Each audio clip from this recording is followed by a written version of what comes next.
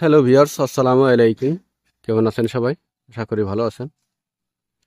Viewers, আবারও বৃষ্টি শুরু হয়েছে। এর ভিতরেই আপনাদেরকে নিয়ে এলাম ছাদ বাগানে।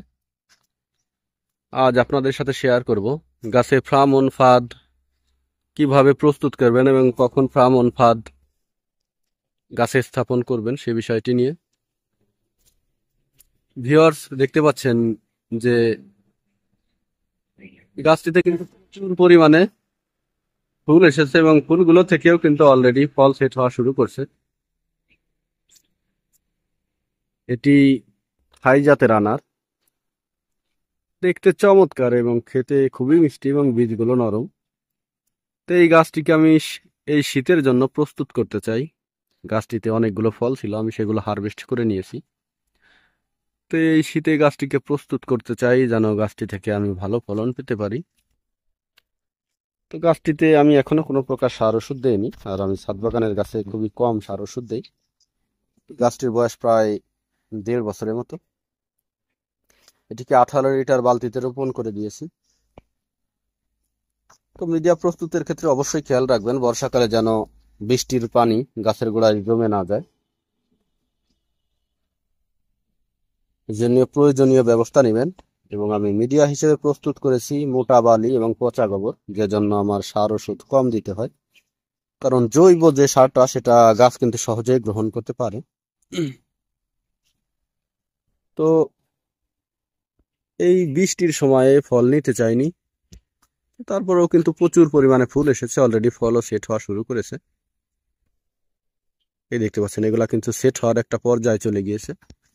এগুলা সবই স্ত্রী ফুল, আর আমরা সবাই জানি যে স্ত্রী ফুলের থেকেই ফলে পরিণত হয়। পুরুষ ফুলগুলো প্রাকৃতিকভাবেই ঝরে যায়, পুরুষ ফুলে কোনো ফল হয় না। তো প্রচুর পরিমাণে কিন্তু ফুল এসেছে এবং যার 70 থেকে 80%ই স্ত্রী ফুল।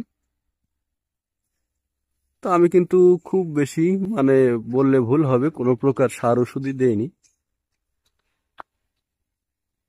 তো এই দেখতে পাচ্ছেন এই গাছের আনারের চমৎকার কালার, এত সুন্দর কালার আসলে বলা বাহুল্য। খুবই চমৎকার কালার এবং এর ভিতরের রংটাও কিন্তু খুবই চমৎকার।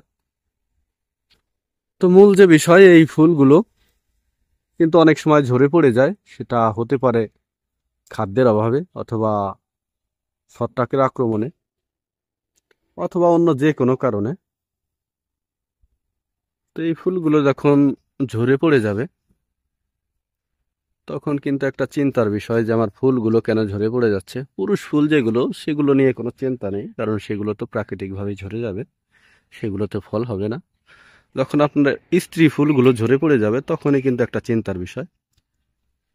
তো আমি বেশ কয়েকদিন ধরে পর্যবেক্ষণ করে দেখলাম যে আমার এই ফলগুলো মাছি পোকাতে ছিদ্র করা শুরু করেছে, যার ফল প্রেক্ষিতে এই ফুলগুলো ঝরে পড়ে যাচ্ছে। প্রচুর পরিমাণে ফুল এসেছে কোনো প্রকার রাসায়নিক সার ওষুধ বা পিজিআর ছাড়াই, যার ভিতরে বেশি স্ত্রী ফুল।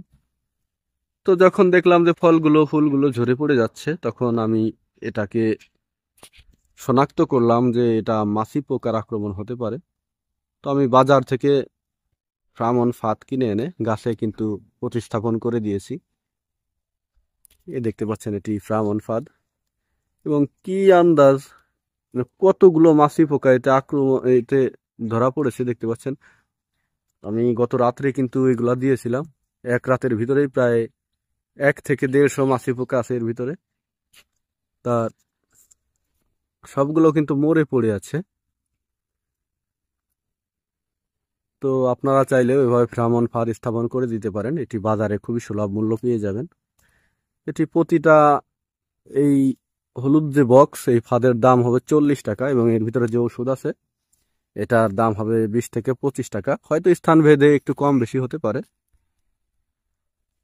তো আপনারা যে ফল এবং ফুল গাছ আছে এগুলাতে কিন্তু এই ফ্রাম অন ফাদ স্থাপন করতে পারেন, তাহলে ক্ষতিকর মাছি পোকা এই ফ্রাম অন ফাদে আটকা পড়বে, আপনার ফুল ও ফল কম ঝরে পড়বে। শুধু আনার গাছই নয়, আপনারা মালটা, কমলা এসব গাছেও কিন্তু ফ্রাম অন ফাদ স্থাপন করতে পারেন, তে মাছি পোকার আক্রমণ কমে যাবে। তো ভিউয়ার্স, আজ এ পর্যন্তই। পরবর্তী ভিডিও পেতে অবশ্যই চ্যানেলটি সাবস্ক্রাইব করবেন।